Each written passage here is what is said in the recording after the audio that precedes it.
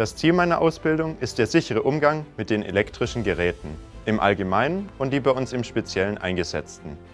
Hier im Betrieb durchlaufen die Azubis verschiedene technische Abteilungen und sehen dort verschiedene Tätigkeiten. Wir befinden uns hier im TD, dort sind wir im Innen- und auch im Außendienst tätig. In der Entwicklung unterstützen wir die Kollegen bei Lötarbeiten und in der Fertigung lernen wir den Aufbau der Steuergeräte kennen.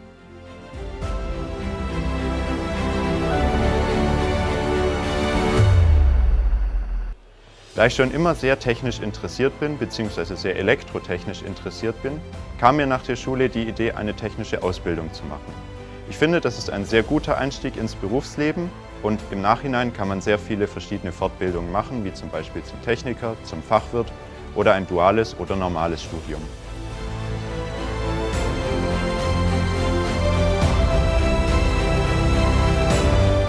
Am besten gefällt mir die Abwechslung. Die vorhin schon angesprochenen verschiedenen Abteilungen bringen immer wieder frischen Wind in den Alltag.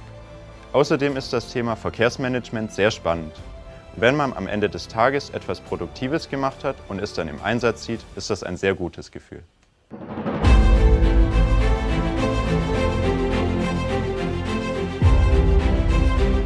Das Besondere an Swarco sind für mich die Kollegen, die man immer fragen kann, wenn man nicht weiterkommt und mit denen die Arbeit wirklich Spaß macht.